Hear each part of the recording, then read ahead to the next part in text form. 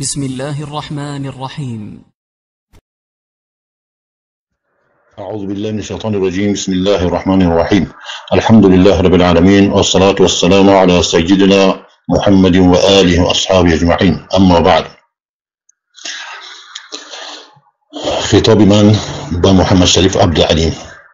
محمد شریف عبدالعلیم برادری تاجیکی.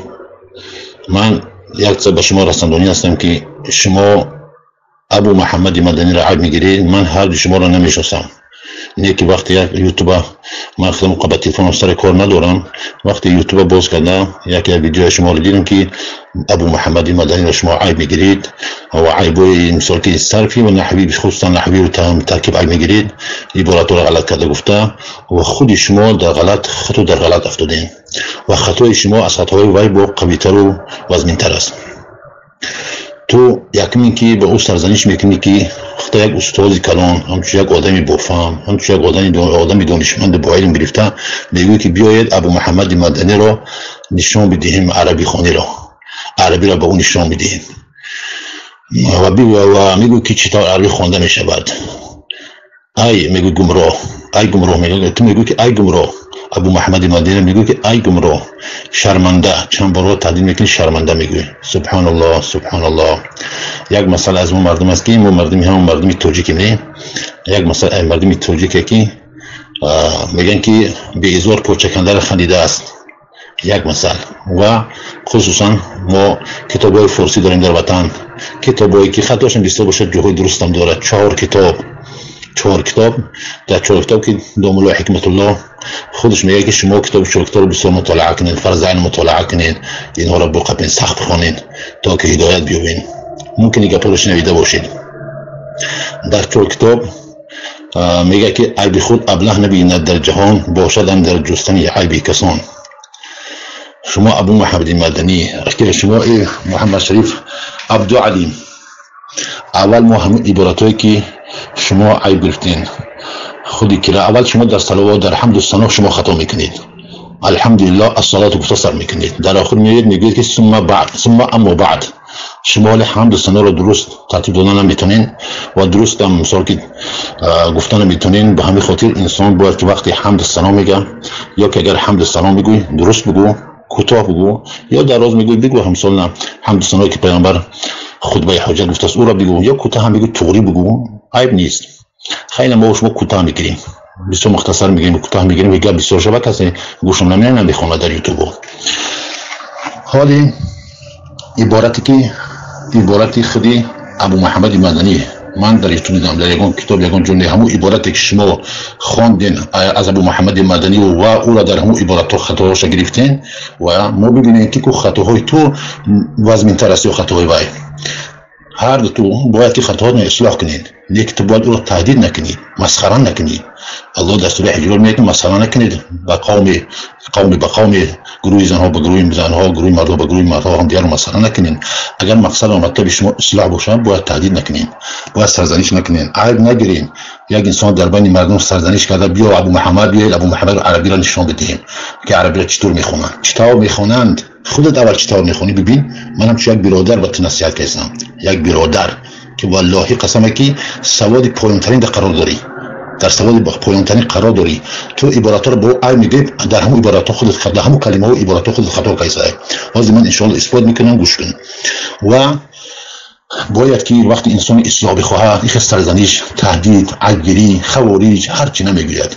این گپ‌های ترابین، تهدیدهای ترابین، سرزنش‌های ترابین، اگر کسی که این خیلی اگر میشنوه، کسی یوتیوب تر میشنوه، نه گپ تو را گوش میکنه، نه طرفدار میشه به تو، نه تو را دوست میداره. میدونه انسانی که مبلغ باشه، تبلیغ کنه، شریعت برسونه، حقیقت به مردم برسونه، همین خیلی تهدید میکنه. خیلی بگوید که اینجا به تلفن بگو، با یگان چیزی بگو که در بین مردم تهدید نکنه. یک انسان بی عزت کردن، بی آبرو کردن. الحمدلله که ابو محمد اگر در شریعتش محکم باشه، حقیقی باشه و گفتم مثلا آیات حدیثی که میره اعتقاد داشته باشه، ان شاء الله اون منزلت پس نمیشه با تهدید تو. با خطا میگیریش ای نحو ای صرف، اینجا تهدید میدی، اینجا بسیار خطا کرده میبری میاری عبارت نشون میدی. کو ببینیم الله حاضر منم میتونم که ترام نشون بدم 100 بار تکرار کنم اونجا. حال شما ببینید که چی خطاها داره محمد شریف مزوده. عبارت ابو محمد مدنی را میخونیم: لا ایمان لمن یعتقد ان احکام الناس و آراءهم خیر من حکم الله و رسوله او تماثلها و تشابهها او تركها وحل محل الاحکام الوضعية وأنظمة البشرية وإن كان معتقدا أن أحكام الله خير وأكمل وأعدل. شما در اینجا میگین ابو محمد مدنی میگین که به آرائهم خوندی، با میگه و عطف و عاطفه، اما جو احکام میگیم اونجا درست خوندی، نه که آرائهم خوندی، همزه رو زیر خوندی. اونجا احکام اسم انای باید منصوب یا باید به اوجا بری خیرون خبر، یکی با میگه او تماثیل ها تخدت که سواد ضعیفه، تماثیل ها خطا کامپیوتری دیده زمره، تماثیل ها و تشابه ها تمزاری خونده سایر، مزاری خونده سایر مزاری مفرد. اگر تماثیل ها بخونی و تشابه ها بخونی چیزی که تخونده اگر ایخل بخونیم باید که چکو کرده شود تیره، باید که بگو که این فعل مزاری غایب مفرد مؤنث است، فعل مزاری غائبه مفرد مؤنث، یا بگو که فعل مضارع مخاطب مفرد مذکر است، باید کش اعتراف کنی یا ایشه یا اوشه. در بالا گیجو مؤذن گذاشته سیغه مؤنثی در گیجو گذاشته، یگون اسم مؤنث زنکی گیجو گذاشته است، در بالا گیجو گذاشته است، یا که مفرد مخاطب مذکر در گیجو گذاشته است. لمن اعتقد فعل موضوع غائب مفرد مذکر است، يعتقد أن أحكام الناس وآراءهم خير من حكم الله ورسوله أو تماثله در تحت شروع تماثل أبواب التفاعل است، تماثل أبواب مفاعله میگیری. اینجا تماثل فعل موضوع تماثله و تشابهه، تماثله او عاطفه. با اینا میگوی که تعدیل میگه ابو محمد که تماثیلی ها گفتی او عاطفه به جا عطف گرفتی، تو به جا عطف گرفتی، حالی خودت به جا عطف گرفتی. محمد شریف عبدالعلیم تو خودت به جا عطف گرفتی. او تماثلها از به اعتقاده، لمن اعتقد او تماثلها و تشابهها، تو تماثلها و تشابهها میگوی. در اینجا ابو محمد مدنی خوب سرزنش میکنی، حقیقت به قریبیش نامده هاری، همین حقیقت اینجا به قریبیش نامده. تماثلها و تشابه خود عطف به جا میگیری. صیغه را ببین، اگر تماثلها و تشابه کنی یماثلون مفردی غایبه مؤنث، یا که اگر مخاطب مذکرش بگیری یماثلون تماثلن مفردی مخاطبی مذکر تماثل، تو تقدمش طوری میکنی. اگر به هر کدومش بگیری یا مفردی غایبه مؤنثش بگیری یا مفردی مخاطبی مذکرش بگیری با بالا طوری نمیگیره، در بالا اعتقد مفردی مذکر فعل غایب صیغه مفردی مذکری غایبه، اعتقد تماثل تشابه، تماثل در تحتش لمن اعتقد در تحتش هو، تماثل در تحتش هو راجع به سوی من، تشابه در تحتش هو راجع به سوی من، او ترکها در تحت ضمیر هو مستتیر راجع به سوی من.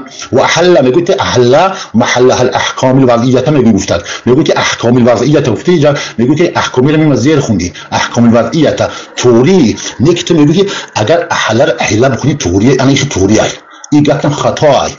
اینجا احل احل خونده نمیشه و فاعل معلومه که لمن اعتقد و احل هو، در تحت احل رم هو است محل، و احل محلها الاحکام الوضعیه والانظمه البشریه. طالب علمی ضعیف سوست در نحو در صرف و این کان معتقدا ایش در پیش رو ببین، و این کان تحت کانه در چی هو که جا میره و لمن اعتقد بسوی من میره و کانه از افعال ناقصه تحت ضمیر هو مستتیر اسمش راجع بسوی من، معتقدا خودش میشه و فاعل، ان از حروف میشه به فعل، احکامه مضاف، اللهی مضاف الیه، مضاف الیه اسم ان، خیر معطوف علیه و عاطفه و اکمل معطوف و عاطفه و عدل معطوف، معطوف علیه بهره معطوفینش میشه خبری ان بهره خبرش میشه مفعول معتقدا به همراهی بگیم زمینش در تر زمین هو است، او فاعلش میشه و فاعل بهره این مفعول به جمله بگیم که چی میشه مفعول فاعل مفعولش میشه خبری کانه میشه و کانه با همراهی اسمش که در تاش هو ضمیر مستتر بود، کانه با همراهی اسم خبرش میشه جمله فعلیه خبریه. جمله فعلیه خبریه میشه، جمله فعلیه میشه جمله فعلیه کوتاش میگیم جمله فعلیه. انا ببین که در تحت کانه هو راجع به چی میشه؟ به سوی من، لمن اعتقد، ولی اینجا هو با کانه فعل موضوعی مفرد مذکر تحت ضمیر مستتر فعل معلوم بجای همش بجای میرون همش بجای اعتقاد میرون همین فعلو.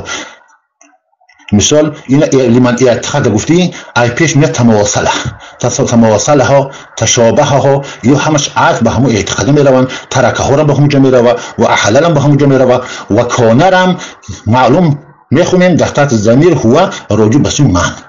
تو میگوی تماثیل ها و تشابه ها وقتی که تو سواد ضعیفی کیسه است صیغه را نفهمیده ایسای فرق نکیسه که چی معنا داره ایسای هم صیغه که وقت تو نفهمی معناش هم نمیفهمی.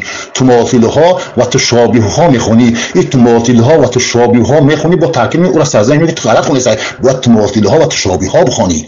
آخی تو تماثیل ها فعل مضارعش گرفته ایسای یا که گفتیم که مفرد غائب مفرد مؤنث میگیری یا که مضارع مخاطب مفرد مذکرش میگیری دیگه راه نداری. اگر این دو فعل یک بگیری ده هر جا غلطه یا که غائب مفرد مؤنث بگیری یا مخاطب مفرد مذکر بگیری هر جا غلطه. برای همین چیکار کردن کار اعتقاد معلوم میخونیم تماثل ها تماثل باب تفاعل تماثل تشابه باب تشابه تفاعل فعل و فعل موضوعی فعل معلوما مجهول نیستن ترکه ها همچنین احل فعل موضوعی ایجاد میگه که مجهول بخونیم میشه الاحکام میگه نوعی فاعل این خیلی میگه بکنیم میشه نمیشه برای که فاعل معلومه که ها لمن معنی فاعل بجای احل بخونیم احل در تحت ضمیر مستتر هو بخونیم راجع به من شبه بس من از برای کسی اعتقاد کند اینکه احکام مردم و فکرهای مردم بهتر است از الله و رسولش یا که با ویها او تماثل و تشابه ها یا که مماثله و مشابهت کنه مانع کنه همون احکام الله را به احکام مردم یا ترک کنه ویها رو یا او را فرود بیاره در محلی و اگه محله را بگن محله را بکنیم محله را بخونیم میشه. اگر این خودش میگه که باب حل یحل یعنی خطا حل یحل عمل است حل یحل عمل است بازم عین با کسر عین هر جور درسته حل یحل. اگر بگه من که تو یگان شبهت باشی در سوره طه آیت 81 ببین طه آیت 81 در سوره رعد آیت 421 ببین در آیت 31 سوره رعد تحل تحل قریب من داره میگه یا فرود می آیت عقوبت نزدیک به خانه وی ها تحلو بزن تحلو میشه اسم زمان اسم کارش محله هم بخونی محله رو بخونی میشه و این یکتا اگر حل یحل بخونی با کلمه میگویی حل یحل اینا بین در سوره طه آیت 81 حل یحل فیحل علیکم غضبی سوره طه آیت 81 حل یحل خودی در آیت حل یحل آمده انا اوجه حل یحل علیکم غضبی اوجه میشم با مولای جان تنزیل با مولای انزلو فرود میآید غضبی من یا صوبین میشه مولای جبران میاد تفسیرها رو ببین اگر ایبابی اینا ایس آیت رعد بخونیم آیت 31 حل یحل ایجا با مولای فرود میاد مولای تنزیل تنزیل به این معنی میاد هر دوش درسته. اگر مضمون العین بخونیم یا که مقصول عین بخونیم حل یحل رو میگه میشه حل یحل رو میگه میشه هر دو درسته. محله رو خوندن درسته محله رو خوندن درسته. اگر ببین محله در قرآن ببین سوره بقره آیت 196 ببین حتی یبلغ الحج محله نوجه محله خوندیم با کسر عین حتی یبلغ الحج محله این اخی با کسر خونده میشه و باز از جا خونده میشه که و محل الدین این محله میخونیم محل الدین یا که محل الدین بگیم و اینجا حال برای محل حل یحل محل الدین یعنی بگیم اجل مهلت الدین. اگر حل یحل بخونیم یا حل یحل بخونیم محل نمیشه و محل نمیشه و هر جور درسته. اگر محل نبخونیم پروانه داره محل نبخونیم پروانه داره. حتی آیات قرآن حتی یبلغ الحج محله وجا با کسر اومده با کسر عین حتی برسه حج با محل با جایی که محل چه هو موضوع الذي ينحر فيه حتی یبلغ الحج محله چی میشه الموضوع الذي ينحر فيه همون حجی که با حج میبرن برسه با موضوع برسه که نحر کرده میشه در اون موضوع محل در آیات قرآن اومده محل این درسته با آیات قرآن ثابته یادر جون تیخ هو گمازم آدم را بگی سازلیش می تهدید میکنی عبارت ابن باز هم همچنان خطا میخونی عبارت ابن باز اینا ببین با از همون عبارت از همون یوتیوب آوردگی عبارت خودت ما یگان کتاب ندارم و یگان کتاب در دست نیست ولا ایمان لمن يعتقد ان احکام الناس بآرائهم خیر من حکم الله و رسوله او تماثله و تشابهه اینجا هم غلط میخونی در اینجا میگه که او تماثله و تشابهه سبحان الله با قریبش ذره فکر اندیشه نمیرسه که چه بفهمه از این عبارت ابو محمد المدنی این عبارت رو میخونی در اینجا خطا میکنی در عبارت ابن باز میگی خطا میکنی با میگه که بیا تعلیم بگیر بیا پشمد ماده فلان کتابا رو بخون ویدیو بخون کافیه و شافیه بخون چی بخون سبحان الله میگه که انسان دو خروجین داره، دو خروجین، یک خروجینش در پیش روش میپرته یا در پشت سر. عیبای مردم در پشت سر، عیبای خودش در پیش رو، در پیش رو میپرته، در پشت سر میپرته، عیبایش در پشت سر میپرته. عیبای مردم در پیش در این خرین پیش برش میپرته. عیبای مردم میبینه، عیبای خودش نمیبینه. سبحان الله تعالی عبارت خونی را سیغوز بیست است، تا صغار نشرح لسای. کل صغار را نشرح لسای که همین صغار مفردن، مذکرن، مخاطبن، مؤنثن، غائبن. تو همین صغار را فرق نکرده سای. گفت در بحث اومده. این عیب برای تو. ای برادران محترم، کسانی که میشنن در کجای دیگه همین یوتیوبر که میشنن کو ببینید این خطاهای محمد شریف عبدالعلیم ببینید چه خطاهای کلان کرده است. کسی که صرف نحو بدونه میدونه که جدی که جو خطا کرده است. حتی در عبارت ابن بازم که میاره ابن بازم روایت میکنه، همون عبارت هم همونجا تماثل و تشابه میکنه، نمیفهمه که چی معنی داره، چی معنی داره. مثلا معنیش مفرد، مثلا غائب، مخاطب، مثلا زنکیه، صيغه مردکیه، هیچ بگید به نزدیکش نمیاد. یک زمانی که در همون جدید است در عبارت ابو محمد مدنی زمانی خطا اومده است کامپیوتری، در همونجا خطا اومده، همون زمان دیده همون را کپید است. تماثیل ها و تشابه همون زمان خطا کنده رفته است. فکر نمیکنه که ایجاد چی عبارت چه مخالفه به عبارت برو به عبارت پایون. تماثلها بخون و تشابهها بخون. تماثل يتماثل، تماثل تفاعل، يتشابه يتشابه تشابه. این خطاهای که محمد شریف عبدالعلیم این خطوات اصلاح کرد دیگه، که تعدیل نکرد برادر را.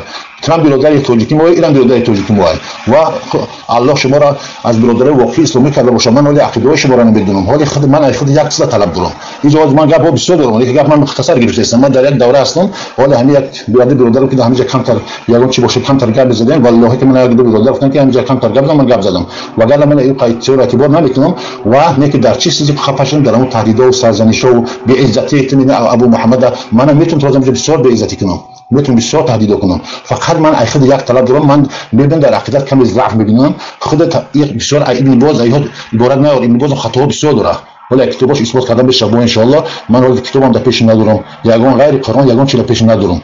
این یوتیوب رو من نمیفهمم نمیدونم، اگه جا داخل تلفن گفتم معلومات ندارم به خاطر سر کار.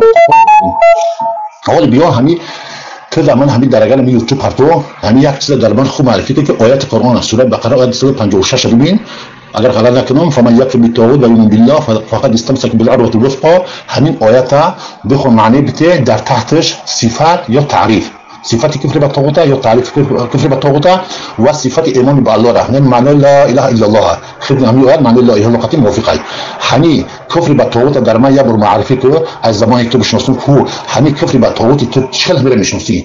کفر به طاغوت یعنی تو زمان فقط چرا بگو تعریف کفر به طاغوت. من در من در این یوتیوب پرتو میاد برگوش کنم همه کتابا رو ببین، مایلش اجازه کتابا ببین. کفر به طاغوت و ایمان به الله، تعریف کفر به طاغوت در من برسون و ایمان به الله را، یعنی معنی لا اله الا الله. همین در من موافق نمو یا فما یکفر بالطاغوت و بالله موافق همون آیه معنی بده کفر به طاغوت و ایمان به الله را. همین جهت اگر کفر به طاغوت و ایمان به الله را من میبینم، اگر مثلا که ببینم که موافق های ما یک بنده ضعیف یک طالب علم ببینم که موافق های با گفتگوهای عالم ها با دفتر جواب میپرده ماشاءالله میگم میدونسته. اگر تا همون رو بدونی کو دیگه او خطا سطح بگم که گران نمیکنید این مخالفتو. برای کفر به طاغوت خوب بشناسی، طاغوت خوب میشناسی، بعد او کفر به طاغوت خوب به این عمل میکنی. اولین فرضی که بر بوله شما فرض به ما شما فرض لگیای او کفر به طاغوت است. این میدونی یعنی لا اله کفر به طاغوت الا الله معنی ایمان به الله. فقط من اصلا همین یک سطح تفاضل طلب دارم که همین من فقط معرفی کنی به همون دونسته خودت کفر به طاغوت، تعریف کفر به طاغوت من پرتو در این یوتیوب تعریف کفر به طاغوت و تعریف ایمان به الله را، یا که صفت کفر به طاغوت هر جا یا معنی داره، یا صفت کفر به طاغوت و ایمان به الله را.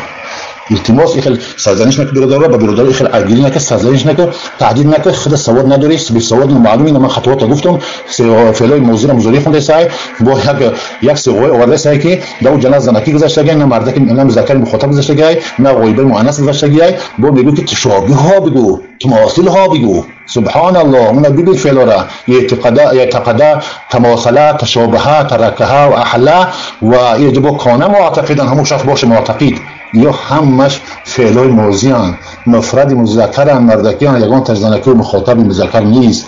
و علیکم السلام و رحمت الله.